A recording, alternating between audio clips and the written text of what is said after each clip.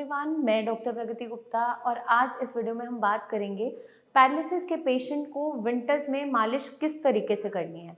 जब भी patients visit करते हैं स्पेशली ड्यूरिंग विंटर्स, क्योंकि आजकल जैसे ही ठंड बढ़ गई है पेशेंट्स के अंदर स्टिफनेस बहुत ज़्यादा बढ़ती चली जाती है। क्योंकि अगर आपके हाथ की मूवमेंट प्रॉपर्ली नहीं हो पा रही है या आप ठीक से चल नहीं पा रहे, बहुत कम एक्सरसाइजेस कर रहे हैं जो स्ट्रिक्ट कर दिए ड्यूरिंग विंटर्स, तो उस दौरान क्या देखने को मिलता है, आपकी बॉडी में अकड़न स्टिफनेस बहुत ज़्यादा बढ़ती चली जाती है। उसको कम करने के लिए मालिश बहुत अच्छा रोल प्ले करती है और साथ के साथ पेन को रिलीव करने में भी मदद करती है।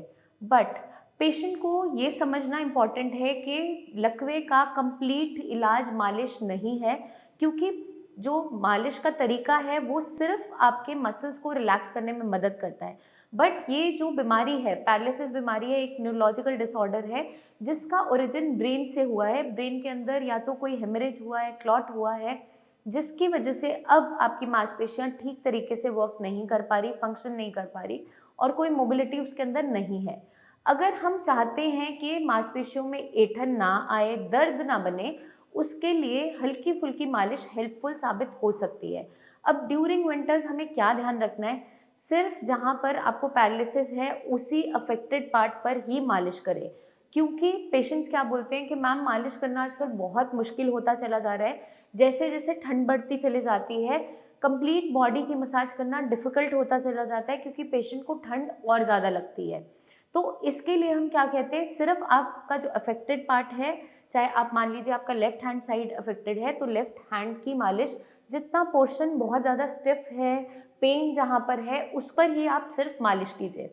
अब मालिश करने का तरीका क्या है, या तो आप एक क्लोज रूम में कर सकते हैं जहाँ पर धूप आ रही हो, बट कुछ टाइम ऐसा होता है जब बिल्कुल भी धूप नहीं आ रही है, उस टाइम हम क्या करेंगे, एक क्लोज रूम के अंदर टेम्परेचर को कंट्रोल करते हुए, चाहे आप हीटर्स का इस्तेमाल कीजिए, चाहे आप ब्लोअर्स का इस्तेमाल कीजिए, उस रूम को गर्म करना बहुत ज़रूरी है।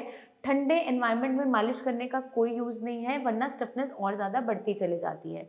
तो हम क्या कर सकते हैं, कोई भी मेडिकेटेड ऑयल यूज़ कर सकते हैं, बहुत से पेन रिलीविंग ऑयल्स अवेलेबल होते हैं, वो इस्तेमाल कर सकते हैं।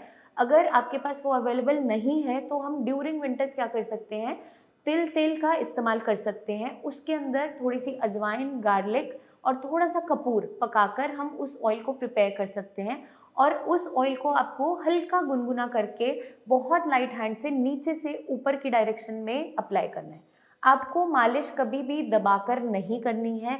मालिश का एम सिर्फ इतना होता है कि आपके उस एरिया की सर्कुलेशन बेटर होती चले जाए, फ्लेक्सिबिलिटी बनी रहे और पेन कम होना स्टार्ट हो जाए, ताकि स्टिफनेस जो आ रही है, अकड़न जो आ रही है, वो कम हो जाए।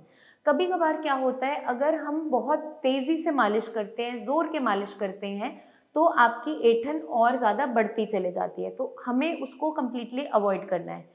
आप सर्दियों में जैतून का तेल का इस्तेमाल भी कर सकते हैं, बादाम तेल का यूज़ भी कर सकते हैं, क्योंकि ये सारे ही ऑयल्स तासीर में गर्म होते हैं और आपका काफ़ी अच्छी पेन रिलीविंग प्रॉपर्टीज़ रखते हैं। तो अगर हमें मालिश करना है तो हम क्या ध्यान रखेंगे, एक तो हल्का गुनगुना करेंगे ऑयल को, नीचे से ऊपर की डायरेक्शन में मालिश करेंगे, बहुत दबाकर नहीं करेंगे। जस्ट हमें क्या करना है, बहुत जेंटली अप्लाई करना है, लिनेमेंट की तरह, किसी भी ऑइंटमेंट की तरह दबाकर जोर के मालिश बिल्कुल भी नहीं करेंगे। अदरवाइज आपके जितने भी अफेक्टेड पार्ट के मसल्स हैं या वहाँ का जॉइंट्स है, उसमें कभी कभार सूजन भी आने लग जाती है अगर दबाकर जोर की मालिश कर दी जाती है। अक्सर आपने अपने फिजियोथेरेपिस्ट से सुना भी होगा कि मालिश आपको बिल्कुल नहीं करनी। वो इसीलिए मना करते हैं क्योंकि अगर मालिश गलत तरीके से कर दी जाती है तो आपकी मांसपेशियों में ऐंठन, दर्द और ज़्यादा बढ़ जाता है, सूजन बढ़ जाती है। लेकिन अगर हम सही तरीके से मालिश करते हैं तो डेफिनेटली आपके जो पेन है, स्टिफनेस है, वो कम होता चला जाता है।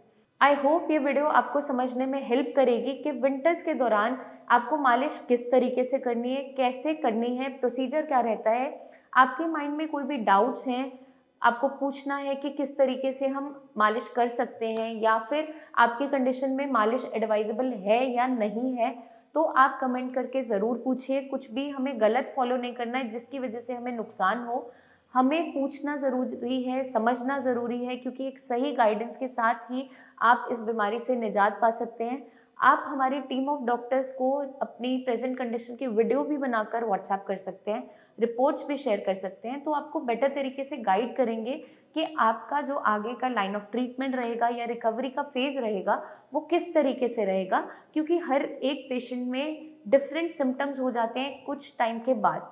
इनिशियली मोबिलिटी जाती है, आपका मूवमेंट कम होती चली जाती है, लेकिन विद पासिंग टाइम जैसे जैसे आपकी बीमारी पुरानी होती चली जाती है, हर किसी इंडिविजुअल में कुछ कुछ अलग से देखने को मिलता है। कुछ लोगों में मांसपेशियां बिल्कुल सूख जाती है, कुछ में ऐंठन बहुत ज़्यादा बढ़ती चली जाती है, कुछ में मसल वेस्टिंग होने लग जाती है। तो बहुत सारी कंडीशंस हैं जो तैयार हो जाती है, जिसके अकॉर्डिंग आपको हम गाइड करते हैं कि आपके लिए क्या सही रहेगा और क्या चीज़ें आपको बिल्कुल भी नहीं करनी है। जल्दी ही मिलेंगे हम नेक्स्ट वीडियोस में, तब तक के लिए आप गाइडलाइंस को फॉलो करते रहिए। इस वीडियो को अच्छे से देखिए, अपना खास ध्यान रखिए। Take care.